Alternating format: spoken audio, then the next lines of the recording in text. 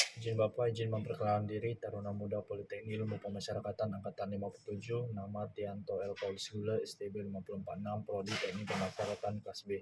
Izin Bapak, izin menyampaikan materi tentang filsafat pemasyarakatan.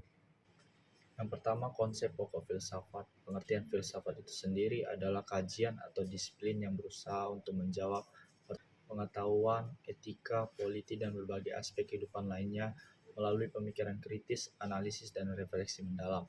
Filsafat mencari pemahaman yang lebih dalam tentang dunia dan posisi manusia di dalamnya. Kata filsafat sendiri berasal dari bahasa Yunani kuno, yakni filosofia, yang terdiri dari dua kata, yaitu philos yang berarti cinta, dan sophia yang berarti kebijaksanaan atau pengetahuan. Jadi secara harfiah, filsafat dapat diartikan sebagai cinta terhadap kebijaksanaan atau cinta terhadap pengetahuan. Asal mula filsafat diyakini bermula dari Yunani kuno pada abad ke-6 sebelum Masehi, khususnya di kota-kota seperti Miletus. Filsafat muncul sebagai reaksi terhadap mitos dan legenda yang digunakan untuk menjelaskan alam semesta dan fenomena alam. Tokoh-tokoh awal seperti Thales, Anaximander, dan Anaximenes mencoba menjelaskan alam semesta dengan menggunakan akal dan pertimbangan rasional. Mereka adalah presco-sokratik dan dengan demikian dianggap sebagai pendiri filsafat barat. Banyak filsuf menyatakan bahwa yang menjadi awal kelahiran filsafat ialah taumasia, kekaguman, keheranan, atau ketakjuban. Juga asal mula lahirnya filsafat itu dikarenakan adanya ketidakpuasan, hasrat bertanya yang tinggi, dan keraguan.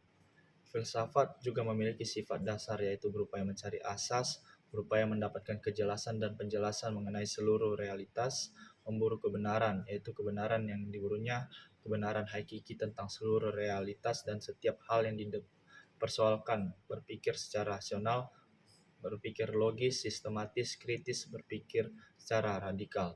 Objek dari filsafat sendiri yaitu objek material, yaitu segala sesuatu yang ada atau mungkin ada, baik yang konkret maupun yang abstrak, yaitu ilmu pengetahuan itu sendiri. Yang kedua, objek formal, yaitu sifat penelitian yang mendalam, tidak hanya sebatas penelitian yang empiris, tetapi dapat dipikirkan secara logis. Pokok pembahasan kedua yaitu filsafat ilmu pengetahuan. Filsafat ilmu pengetahuan juga dikenal sebagai epistemologi, adalah cabang filsafat yang membahas masalah-masalah yang berkaitan dengan sifat, asal-usul, metode, dan batasan pengetahuan. Ini juga mencoba untuk memahami bagaimana kita tahu apa yang kita tahu, serta bagaimana pengetahuan dapat diperoleh, diuji, dan diberikan nilai. Landasan pembahasan filosofis terhadap ilmu pengetahuan mencakup tiga dimensi utama. Yang pertama, ontologis. Ontologi adalah cabang filsafat yang membahas sifat dan hakikat eksistensi, termasuk sifat realitas dan entitas yang ada. Dalam konteks ilmu pengetahuan, dimensi ontologis mengacu pada pertanyaan-pertanyaan tentang apa yang ada di dalam semesta dan bagaimana hal tersebut berkaitan dengan pengetahuan kita. Yang kedua, epistemologis. Epistemologi adalah cabang filsafat yang mempertimbangkan masalah pengetahuan, yaitu bagaimana kita tahu apa yang kita tahu dan apa yang bisa diketahui. Dalam konteks ilmu pengetahuan, dimensi epistemologis membahas asal-usul, sumber, kriteria, dan batasan pengetahuan ilmiah. Yang ketiga adalah aksiologis. Aksiologi adalah cabang filsafat yang mempertimbangkan masalah nilai dan etika, yaitu pertimbangan tentang nilai-nilai dan prinsip-prinsip moral yang berkaitan dengan ilmu pengetahuan dan penggunanya. Ini mencakup pertimbangan etika dalam penelitian, penggunaan pengetahuan ilmiah, dan dampak sosialnya. Dalam mempertimbangkan aspek-aspek ontologis, epistemologis, dan aksiologis, filsafat ilmu pengetahuan membantu kita memahami dan mengkaji aspek-aspek dasar dari pengetahuan ilmiah, serta bagaimana pengetahuan tersebut berdampak pada pemahaman kita tentang dunia dan masyarakat. Hakikat dari pengetahuan itu sendiri, yaitu segenap hasil dari kegiatan mengetahui berkenaan dengan sesuatu objek, yaitu hal atau peristiwa, misalnya pengetahuan tentang benda, tumbuhan, binatang, manusia, dan sebagainya. Terhadap berbagai persoalan maupun permasalahan yang muncul, manusia sebagai makhluk berpikir terdorong untuk mencari jawaban dan pemecahannya. Tujuan kegiatan berpikir atau ilmiah ini adalah untuk memperoleh jawaban dan penjelasan yang mendalam, serta semakin meluas dalam kaitannya kebenaran yang dapat diandalkan sebagai jawaban berbagai persoalan yang dihadapi manusia. Jenis-jenis kebenaran. Yang pertama adalah atas dasar sumber atau asal dari kebenaran pengetahuan, yaitu fakta empiris, wahyu atau kitab suci, fiksi atau fantasi. Yang kedua atas dasar cara atau sarana yang digunakan untuk memperoleh kebenaran pengetahuan, yaitu indera, akal budi, intuisi, iman. Yang ketiga adalah atas dasar bidang atau lingkup kehidupan, yaitu pengetahuan agama, pengetahuan moral, pengetahuan seni, pengetahuan budaya, pengetahuan sejarah, pengetahuan hukum, pengetahuan politik. Yang keempat, atas dasar tingkat pengetahuan yang diharapkan dan diperoleh, yaitu pengetahuan biasa sehari-hari atau ordinary knowledge, pengetahuan ilmiah atau scientific knowledge, dan pengetahuan filsafati atau philosophical knowledge. Teori kebenaran adalah upaya dalam filsafat untuk menjelaskan apa yang membuat suatu pernyataan atau proposisi dianggap benar.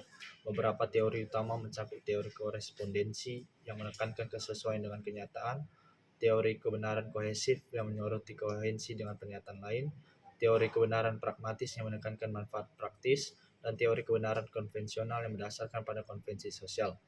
Selain itu, ada pandangan yang mengaitkan kebenaran dengan pandangan subjektif individu, teori yang menggabungkan unsur semiotik dalam konsep kebenaran, dan teori yang menekankan konstruksi sosial atau manusia.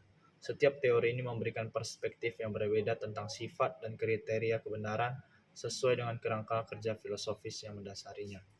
Selanjutnya adalah sejarah dan paradigma penghukuman. Sejarah penghukuman mencakup evolusi dari hukuman primitif awal yang berfokus pada balasan fisik dan pemulihan tatanan sosial, hingga paradigma modern yang mencakup berbagai bentuk hukuman seperti penjara, rehabilitasi, deterensi, restoratif, prevensi, dan berdasarkan keadilan sosial.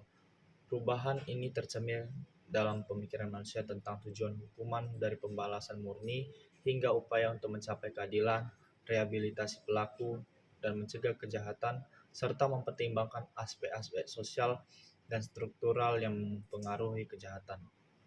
Sistem hukuman penjara ada beberapa macam, di antaranya adalah sistem Pennsylvania, yaitu terpidana dimasukkan dalam sel sendiri-sendiri secara terus-menerus. Yang kedua, sistem Auburne, pada siang hari bekerja bersama narapidana lain, tetapi dilarang bicara satu sama lain, dan pada malam hari dimasukkan ke dalam sel secara sendiri-sendiri. Selanjutnya adalah sistem Irlandia, awal masuk dimasukkan dalam sel sendiri-sendiri, kemudian dipekerjakan bersama-sama secara bertahap, diberikan kelonggaran bergaul satu sama lain. Setelah 3/4 dari lamanya hukuman dimerdekakan dengan syarat. Selanjutnya pembahasan kita yang terakhir adalah tujuan dan rasionalitas penghukuman. Tujuan dan rasionalitas penghukuman adalah konsep-konsep yang penting dalam sistem hukuman dan peradilan. Mereka mencerminkan alasan mengapa masyarakat memberlakukan hukuman terhadap individu yang melakukan pelanggaran hukum. Rasionalitas penghukuman dapat berbeda-beda tergantung pada yurisdiksi, sistem hukum, dan pendekatan filosofis. Dalam praktiknya, banyak negara mencoba mencapai keseimbangan antara tujuan-tujuan ini dan menentukan hukuman yang tepat untuk suatu pelanggaran hukum. Sekian pemaparan saya tentang materi filsafat pemasyarakatan. Terima kasih.